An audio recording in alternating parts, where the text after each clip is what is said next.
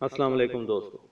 Baghdad کے بازار میں ایک حلوائی صبح صبح اپنی دکان سجا رہا تھا کہ ایک فقیر آ نکلا تو دکاندار نے کہا، بابا جی آؤ بیٹھو۔ فقیر بیٹھ گیا تو حلوائی نے گرم گرم دودھ فقیر کو پیش کیا۔ فقیر نے دودھ پی کر اللہ تعالیٰ کا شکر ادا کیا اور اس حلوائی کو کہا کہ بھائی تیرا شکریہ، اور یہ کہہ کر فقیر چل پڑا۔ بازار میں ایک فاحشہ عورت اپنے دوست کے ساتھ سیڑھیوں پر بیٹھ کر موسم کا لطف اٹھا رہی تھی۔ ہلکی ہلکی بوندا باندی ہو رہی تھی، بازار میں کیچڑ تھا۔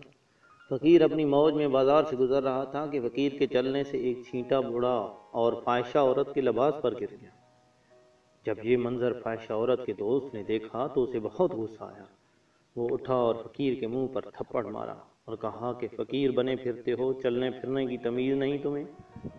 فقیر نے آسمان کی طرف دیکھا اور کہا، مالک تو بھی بڑا بے نیاز ہے، کہیں سے دودھ پلاتا ہے اور کہیں سے تھپڑ مرواتا ہے۔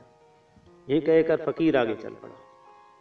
فاحشہ عورت چھت پر چل رہی تھی تو اس کا پاؤں پھسلا اور زمین پر سر کے بل گر پڑی۔ اس کو ایسی شدید چوٹ لگی کہ موقع پر ہی فوت ہو گئی۔ شور مچ گیا کہ فقیر نے آسمان کی طرف منہ کر کے بد دعا دی تھی، جس کی وجہ سے یہ قیمتی جان چلی گئی۔ فقیر ابھی بازار کے دوسرے کونے تک نہیں پہنچا تھا کہ لوگوں نے فقیر کو پکڑ لیا اور کہا کہ بڑے فقیر بنے پھرتے، حوصلہ بھی نہیں رکھتے۔ فقیر نے کہا کہ کیا ہوا میاں؟ لوگوں نے کہا کہ تم نے بد دعا دی اور عورت کی جان چلی گئی۔ فقیر نے کہا، واللہ میں نے کوئی بد دعا نہیں دی۔ تو لوگوں نے ضد کی اور کہا کہ نہیں، تیری بد دعا کا کیا درا ہے یہ سب۔ جب لوگوں نے ضد کی تو فقیر نے کہا، اصل بات پوچھتے ہو تو میں نے کوئی بد دعا نہیں کی، یہ یاروں یاروں کی لڑائی ہے۔